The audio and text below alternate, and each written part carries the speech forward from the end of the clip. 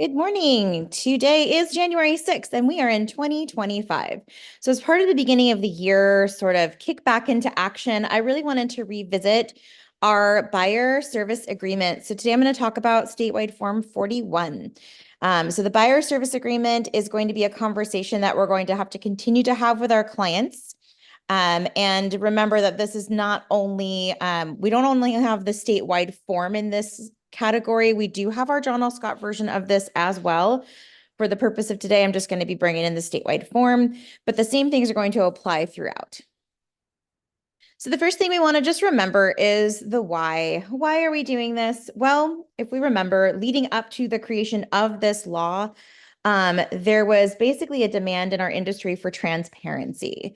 So having not been able to do that before, this form was created so we have the opportunity to have these discussions with both our buyers and our sellers and just be more transparent about how we get paid and how the whole process works.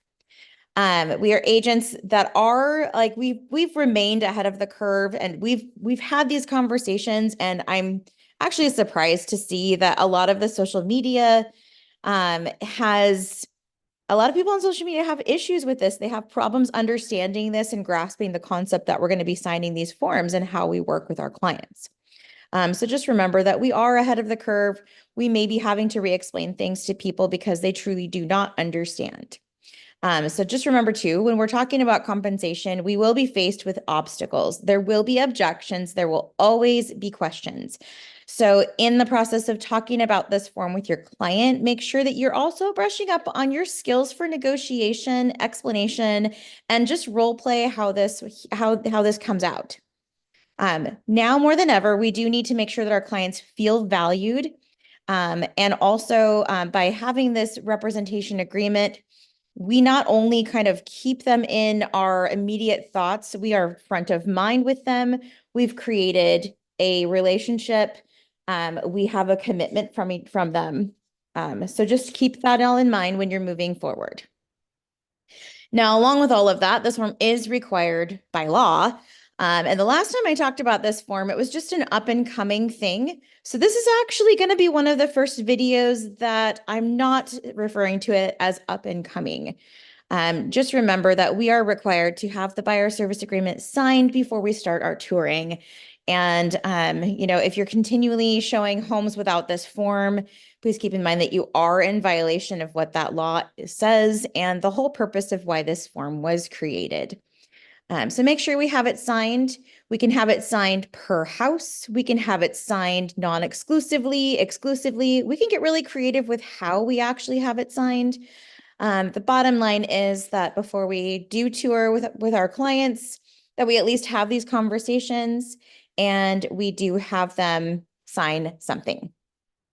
This also will be planting the seed of all of these questions ahead of time. So we're going to be able to discuss kind of scenarios, but don't stress out over the details when you talk about this form with your clients. We don't want them to feel overwhelmed. We don't want them to feel like we're pushing them into sign anything they don't want to sign. And because some of this has actually been happening where people are locked into this form, it's really important that we give them a sense of confidence and a little bit more sense of security. So this is Form 41, our buyer service agreement. So this form first and foremost represents or shows our representation. Consumers have no idea how agents actually get paid. They don't even really know that that we have a loyalty that we expect when we work with them. So they may inadvertently share confidential information, or they may inadvertently talk to someone else. This is the chance that we have to discuss what our relationship means and how we work together. We want to make sure that they're not divulging information to the wrong person or possibly putting themselves in a negotiation standpoint that might not be advantageous for them. Consumers also need to know who represents them. So this would be identifying you specifically. And why? Well, there's going to be confidentiality, like I said, loyalty, and we have our agency duties that we need to keep with them. This form not only clarifies that relationship, but it also bullet points our exact duties that we have to each party. It's okay to tell the consumers about the law changes. Of course, now we are a full year into these law changes. So I don't know if we can lean back on that forever, but these are going to be new to a lot of people. It's not every day that people buy or sell. So always keep in mind that this might be the first time somebody may be hearing about this. Now that it is the law, we are implementing things. We are going to just make sure that we have these signed and not be a bunch of door openers. I think everybody in our office is actually really good about this. So I don't really want to talk about that too much more. Any client that communicates you about real estate, if you are virtually touring, if you are giving advice, it's a good idea to have this in place, whether you physically open the door or not, just because you are providing real estate services. Now, number 2, this is the term that discusses how long that commitment is going to be with each other. This timeline is going to be extended as needed if you go under contract within that timing. So don't worry about putting an extended amount of time if you're worried that you need to cover throughout the contract date. This is just the amount of time it takes to get under contract. And once that's in there, you already have that agency relationship and agreement to follow that contract to the end. There's no need to get an extension for that. Is your buyer hesitant to commit without actually knowing you?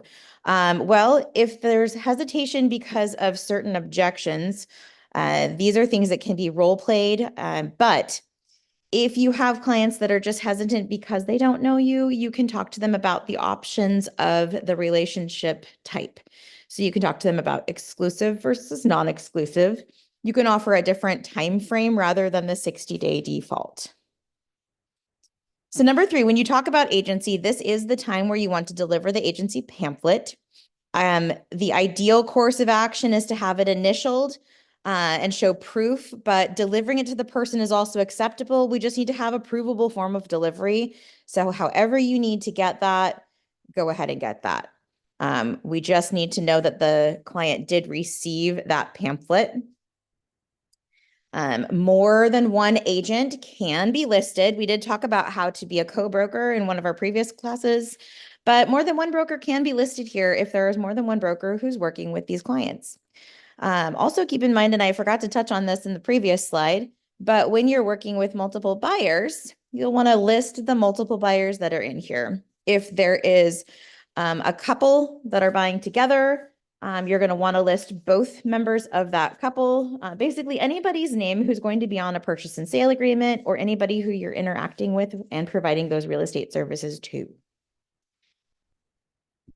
When you deliver the pamphlet, make sure you're not just handing it over and saying, here you go, I have to give you this pamphlet. We want to explain what it means and specifically what our relationship to them is going to be like. Are we going to be exclusively working with them or not? And then when we talk about the pamphlet, why do they care? Why do they care if they get this pamphlet? They should care because it states out that everything that we say has to be confidential, that we're going to work and do everything in their best interest, that we cannot do anything that is to their detriment. So there are some really important key points that need to be discussed when you hand this over. Just make sure you explain a few of those things to them. When you talk about the limited dual agency, we need consent in order to get dual agency. So if this box is not checked, then you can't have a conversation about what happens if you represent both parties. Make sure that this box where it says buyer initials is initialed if you intend to potentially have a dual agency situation. If you are a dual agent, in this scenario, you will be a facilitator and not an advocator. You may not open a door for a home inspector as a dual agent without consenting to see the inspection report. There are things that limit you as a dual agent, hence why the name limited dual agency and limited dual agent. Just keep in mind the things that you have to keep confidential between the parties and the fact that you cannot negotiate to the detriment of either party. If you have questions about how to be a dual agent, please feel free to reach out and we can go over different role play options, scenarios, and talk about your duties as an agent in that capacity. You are also only able to be a dual agent with a signed buyer agreement and a signed seller agreement. Both your buyer and your seller have to consent to you being on either side of that. If you plan on attending inspections, like I said before, consider referring another agent to sit the inspection or to negotiate on behalf of your buyer if you don't want your seller to know what's on that inspection report. You may want to consider just referring in from the beginning if you think that you won't be able to have as strong of a standpoint in negotiations as you might otherwise. If you have signed this buyer agreement with a co-broker, then you both represent the buyer. You cannot represent the seller as an exclusive agent if you have signed a buyer agreement as well. So keep in mind with that for teams and people that want to work together. Team members, if there are questions about this topic, then see a designated broker or see a managing broker, and we can help you kind of work through how that representation looks. Any overseeing broker that is just reviewing transactions or a designated broker is automatically a limited dual agent if both parties in the transaction are from the office, same firm. You do not need consent if you are getting mentored or if you are if it's just from the same office, you don't need consent for, say, your designated broker to be the dual agent. This is an automatic consent. Okay, number 5. Number 5 is going to be the number your client is responsible for. Number 5 talks about compensation. The amount that you put down in 5A is going to be what your buyer has committed to pay you. Now, we do know that there are sellers who are offering compensation.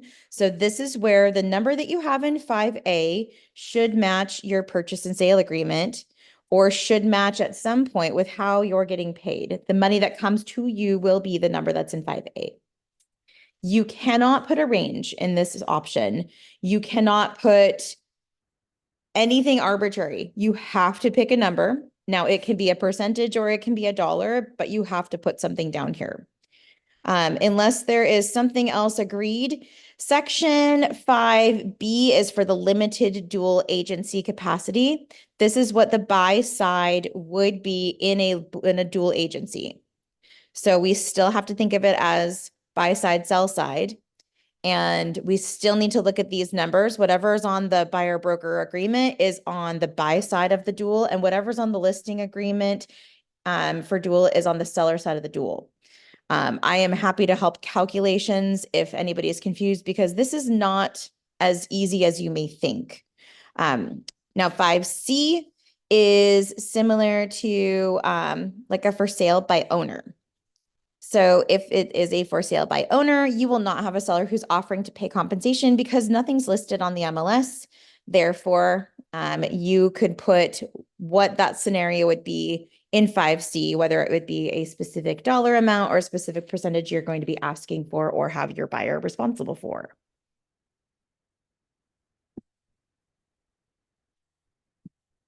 All right, when it comes to a seller's offer of compensation, we need to remember to explain that the seller has the right not to offer compensation. It is a completely free choice. These law changes have coincided with the settlement, and we need to make sure that we are accurately depicting the responsibilities of each party. In that, it just also needs to be known that a seller is not required to offer compensation. Of course, when we show our buyers, everything will be public so they can see which sellers are offering that compensation.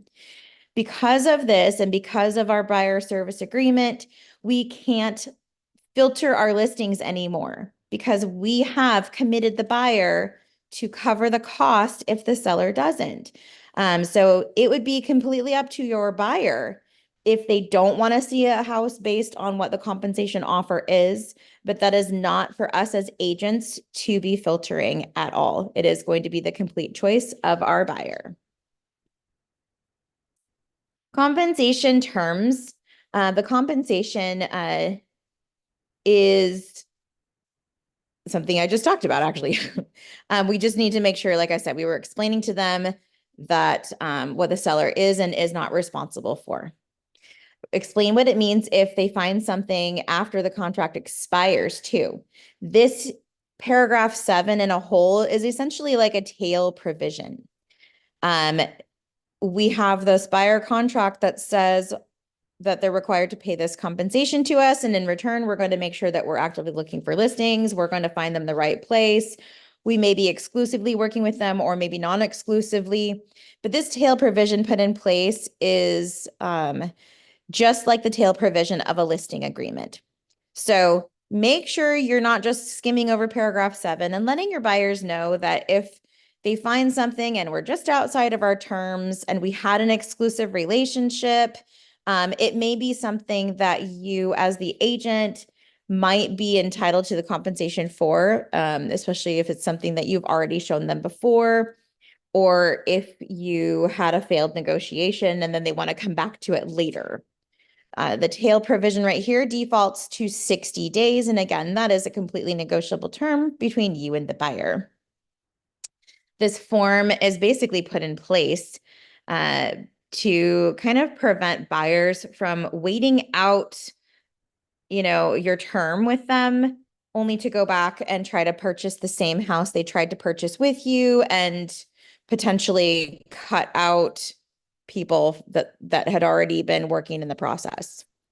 So the kicker to this tail provision, though, is if you had never had an exclusive contract, then you can't really go back on this tail provision. You have to have an exclusive contract. The only way a non-exclusive contract is going to work is if you were the one to write up the offer originally, you have proof that you've written that offer, and then they go back to the same exact house. So it's very difficult when it comes to non-exclusive agencies. If you're going to enact this tail provision, make sure that you have an exclusive relationship. Additional consent does refer to people that are kind of like a third party. So TC services, escrow, multiple firms. We do offer compensation, based on our purchase and sales. There might be more than one party that gets paid out from that. So that's just this boilerplate clause in there that says we are allowed to do so. Okay, remember that we are not going to be the ones filtering listings. Only our buyer can do this. Until this portion existed, we were able to do filtering listings. We are now no longer able to filter listings because it is assumed that the buyer has already consented to paying the compensation, whether it's offered or not, by filling out this form. Now, number 8 and 9, as agents, we know that we're not going to warranty the seller's prices, the value of their home, anything about their home itself, any of their representations. We are holding harmless the agents for misrepresentations. We are also not responsible for confirming their value. I know this seems backwards, but we do provide a CMA. That's not really a confirmation of value, but more or less helping them guide them to an informed decision on how to list their home, because we take other things into consideration, such as market conditions, supply and demand. Number 10, the distressed home conveyance. This really doesn't apply to us very much. So we don't really see this very much, but basically the takeaway from all of these things is it's the buyer's responsibility to conduct inspections, make sure that they are the ones doing it, and we are staying out of the communication. We are just a vessel to deliver information to them. We are not the person who is going to be doing that work. We can put anything in our other category. We know this. I'm skipping over fair housing and attorney's fees because these are provisions that we see on pretty much every form. We know that we are not allowed to discriminate against any of the protected classes when it comes to representing buyers, representing sellers, or even having offers come through. And attorney's fees are going to be awarded to the prevailing party. These are just general clauses that are put in here. But we do have this flex space of line 13. This is going to be a great place to potentially add more agents or more people from your party who are helping you. If you have a showing partner, put the showing partner's name in there. If you have anything else that you need to kind of note in here as far as, I don't know, compensation, be creative if you want. I can't think of anything off the top of my head that you'd put in there. Then that would be the proper place to do so. These are all very important. The numbers that we put in our buyer broker agreement are incredibly important because when we look at our purchase and sale agreement, we need to actually check it out with line 17B. When you check your agency disclosure, you have a buyer agreement, you represent the buyer. If you have a seller agreement, then you represent the seller. That is how it works. If you have both, then you represent both. And if you have none, then that party is unrepresented. You will not represent a for sale by owner seller if you represent the buyer that's coming to them. It's not a dual agency, it's an agency relationship and an unrepresented party. Please keep in mind that the amount you put in 17B is your negotiation of how much that seller is going to be paying you. So that number cannot exceed your buyer service agreement. This number is also the number that is going to come out of the seller's side of the statement as the payment to you. What is in line 17B will be what you get paid. If you're crediting back a buyer, you put the amount that you are getting paid, and then you'll credit the buyer with the addendum credit. Or sorry, the credit addendum for buyer credit. All of the CDAs will be cross-checked with your Form 41 and the purchase and sale agreement. We will be looking at 17B specifically for the consistency of the compensation being paid by the seller and the compensation promised to be paid by the buyer. If there are discrepancies, we're going to be leaning back on your buyer service agreement because that's the one that controls. If amendments are needed, you can use a 41A. If you decide to accept less pay than you had originally planned, then you can go ahead and fill out a 41A and amend it to match 17B. That could be done pretty much any time before closing, preferably the sooner the better. If you end up amending upward, any upward amendment has to be done prior to writing this offer. You have to pre-agree on a number before you can write this offer. If the listing is not on the market, then the offer of compensation is 0. Okay, there's a lot that needs to be consistent, and I know that sometimes this can seem a little confusing, but remember, you have people who are here to help you along the way.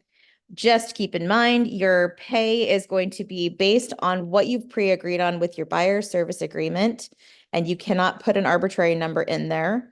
If you have any questions about buyer service agreements, I will be around to answer them. Thank you for listening.